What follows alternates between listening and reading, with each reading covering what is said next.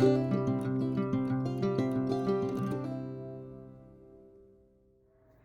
everyone, I am Jessica. On the second Friday of every month, I am joining together with a bunch of very creative ladies, and we are doing a YouTube sketch hop where we all use the same sketch and theme in order to create our scrapbooking layouts. Now this month our layout was designed by Kelly from over at Snips by Kelly, and the theme she chose for us was Bye Bye Summer. As a teacher and a mom, that makes me think of back to school. So I have a couple of photos from this year's back to school that I'm going to be using for my layout. And I also have a couple of interesting ideas, I hope, for how I am going to interpret her sketch. So fingers crossed I can make this work. Let's go ahead and get started on today's project. Okay, I've printed two pictures from my first day of school for this year, and I have a selfie in my classroom, and then I also have this fun picture that my assistant principal took. She was going around and getting all of the teachers with this little sign that says how many years we've been teaching. I don't know if I'm going to use this picture because the sign colors don't really go with what I have in my head for this layout, but I did print it and I'll just leave it here for now. So the plan is to make a little L here in the bottom corner of my page. I'm working off the sketch, as are all of the ladies for this month, by Kelly, and I love how she has all of these paper layers framing in that bottom corner. Now mine's going to be a single page as opposed to a double page like she shows here, but rather than using paper, I thought it would be fun to lay down some ink using different techniques rather than using paper. So I thought maybe I would do a little bit of texture paste, but I end up not using that. I mostly just stick with the inks. So out of my close to my heart colors, I pulled Rosy, Bluebird, Clover, and Green Apple. And then I do also have a couple of flower die cuts that I'm going to use for my embellishments. To get started, I have put down my T-square ruler to help me get the washi tape down straight. And I'm just using a roll of washi tape as my way to mask off where I'm going to lay down that inking. I was honestly a little nervous that this washi tape might stick too much to my paper and that when I would pull it off to reveal that, coloring, that it might rip my paper. For the most part, it turned out okay. In the end, I do have one spot at the bottom of my page where the tape did rip the paper just a little bit, but I managed to get creative with my flowers and my leaves, and I was able to cover that up. So just using the ruler to get it down. I did also create different widths of area where I'm going to add the inking. So each of the colors will be just a little bit different. For the first one, I decided to go with the Bluebird color, and I want to do this color with a sponge. So I'm cutting myself a little piece here from a round sponge, and then I will practice on this little scrap piece of paper just to make sure it's looking fine. And then I'm going to just pounce it into the ink and then onto my page. It's a really fun way to add like a lighter wash of color to your paper because you can still see some of that white peeking out from behind. And then you can make it as dark as you want it by continuing to add more ink and pouncing right over top of where you've already gone before. So I kind of do a decent amount of color. And then when I'm done with this part, I decide that I want to add a little bit of stenciling over top of where I did that sponging. So I found this stencil in my stash. It just has some really tiny little dots on it, polka dots, and I'm layering it over the top and also masking off so that I don't accidentally get color in the wrong spot on my page. That was definitely a challenge as I was creating this layout, is just really being careful of masking things off and making sure that I kept all of the color where I wanted it to go.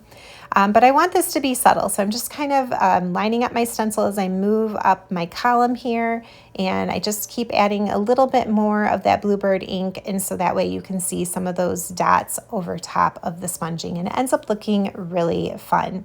I do want the color to fade out on both the top and the bottom, so you can see I don't have a harsh edge on either side.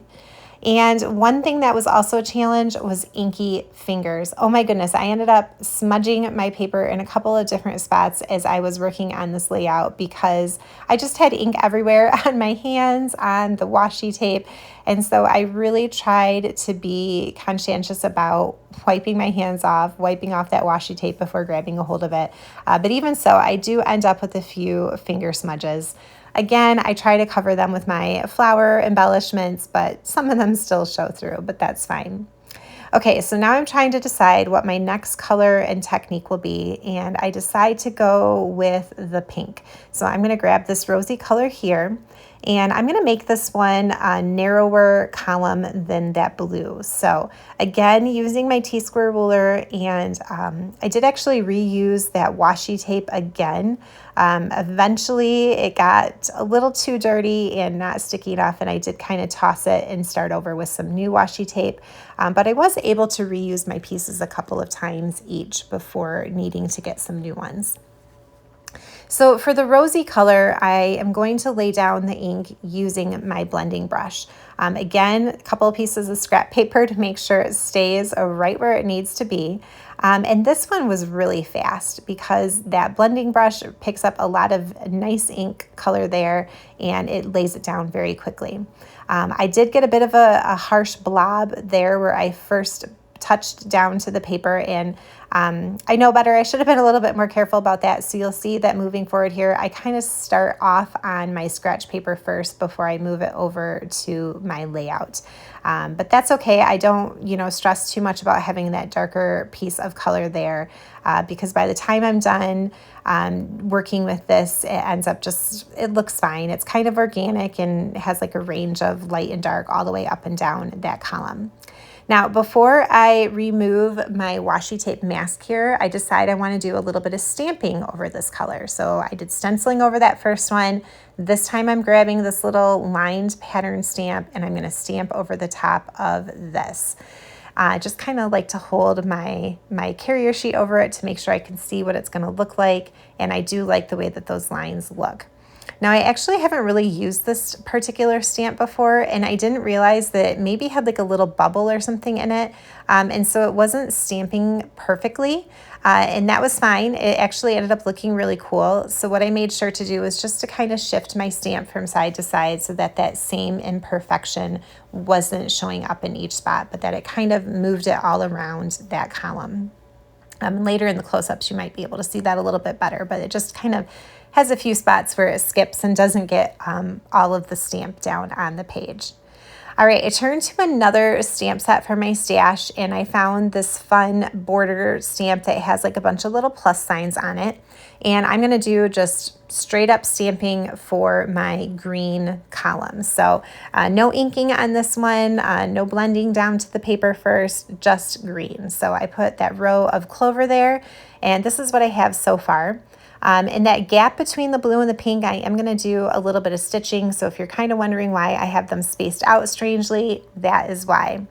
Now I do need to create that bottom row as well because going back to that sketch from Kelly, it showed all of that paper going in an L shape and framing in that corner.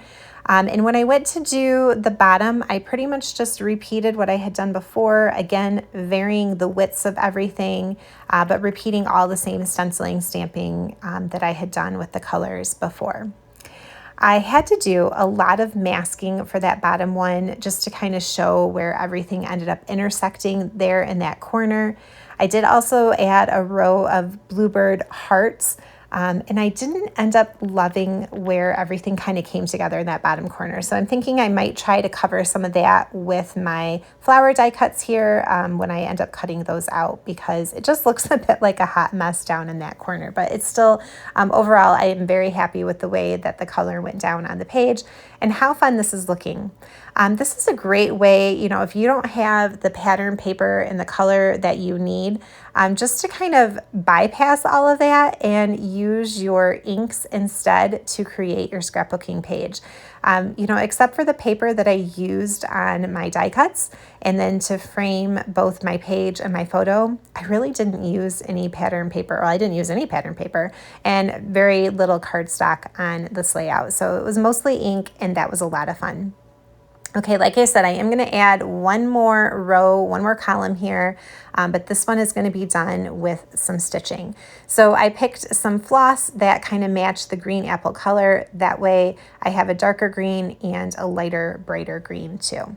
Now I am doing a chain link stitch, and I'm using all 6 strands of the embroidery floss there to really give that some nice dimension and make it pop up off of the page. So I love the way that that stitching turned out. If you've been here on my channel for a while, you know that stitching is a favorite technique of mine to add to my projects.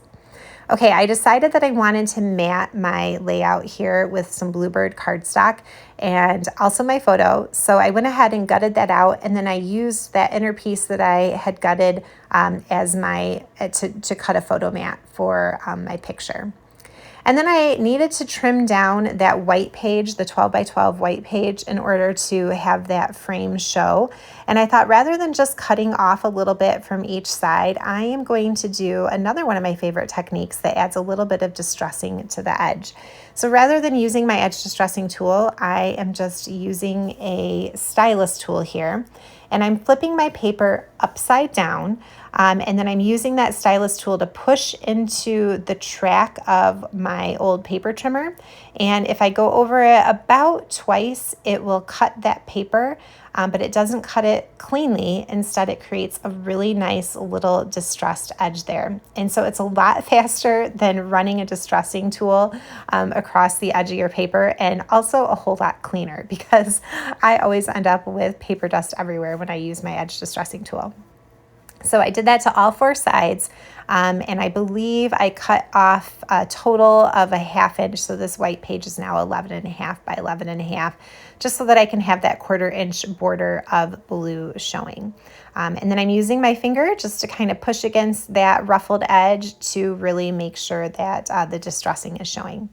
I'll mat my photo on a little piece of Bluebird cardstock that, like I said, I just grabbed from that inner piece that I had gutted on my page. I'm sorry, on the page that I was mounting it on. And then I will go ahead and die cut all of those flowers. I also used a little bit of Mink cardstock to die cut that notebook piece that you see over there to the side. And I used this die cut that I have from Stampin' Up called Gorgeously Made dies, and I just combined 2 of them there so that it looks like a torn piece of notebook paper. I thought that was appropriate for a back to school layout. And then I will stamp some journaling lines on there. And rather than using that second photo that I showed earlier, I'm just going to put my journaling there because I have a lot to say about the start of the school year here. Now off camera, I did add a little bit of stitching through those holes that are cut out in those flowers, and I think that that looks really fun. And so I will end up kind of putting those in a couple of different clusters here. So like I said, I opted for the bigger journaling piece rather than that other photo. I didn't need the other photo to tell the story, which is just, you know, what's going to be my 22nd year of teaching. Like, what's it about? I thought it would be fun to start keeping track of what my schedule is each year and, you know, what classes I'm teaching each year. And maybe like some of the bigger changes that happen. And so that's kind of what this layout is for, is to just document that story. And I really needed only the one photo to help me do that. Since I'm going to say in my journaling piece, basically what that other picture was showing, which was that this is my 22nd year of teaching. We do have a couple of big changes at school this year. We have been operating under a 6-hour day for my entire career, and this year we moved to a 7-hour day. So the length of the day is still the same, but the classes are slightly shorter, and it enabled us to offer a few more electives, but it definitely makes the day feel very different. My lunch got moved up to 10:08 in the morning, which is just crazy.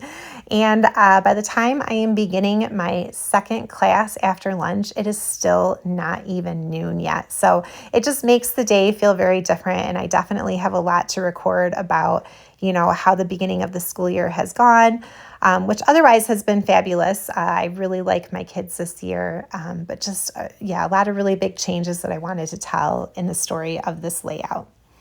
Okay, so for putting those flowers down, I just kind of grouped them in 3 different areas on my page. I'm doing a bigger cluster down here in that L shape, just like I said, to cover up where the intersection is, because I didn't like how messy that was looking. And the flowers do a nice job of covering a lot of that up, as well as some of those mistakes that I had with my inky fingers and the ripped paper. And then I also put some of them down flat to the page with glue, and then a couple of them popped up on a little bit of thin 3D foam tape. I wanted to add a little bit more dark pink over here to this journaling spot, but I didn't want to put another flower there. So instead I grabbed a small flower stamp, and then I'm just going to scatter a few stamped flowers onto the page too, just to kind of fill out, since those other flowers are a little bit bigger, I wanted a tinier element to go into those clusters too. As far as my title, I kind of got to this point and I was like, shoot, I forgot about my title. What am I going to do? I had on that same stamp set where my little flower stamp came from, a sentiment that said chapter, and then it had a colon after it. And I thought, well, that would be cute. I could do chapter and then find a number stamp and do 22, because this is year 22. And I thought that the chapter part was also cute because, you know, I do teach English, so a little play on the books there. So chapter 22 is going to be the title. And then I did add a few little tiny sparkle gems there, just in and around all 3 of those clusters. And that is going to be it for my project today. I hope you guys got a couple of good ideas for ways that you can work with ink rather than paper when you are putting a layout together. This was just an idea that popped into my head when I saw Kelly's sketch, and I was so excited to try it out. A little nervous that it wouldn't work, but it did. So I'm very pleased with the way it came out, and I think I will definitely be trying this technique again. Make sure that you check out the playlist in my description box down below so that you can see all of these very talented ladies and what they have done with this month's theme and sketch. I can't wait to see them myself. So thanks so much for being here with me today. Happy crafting. Bye.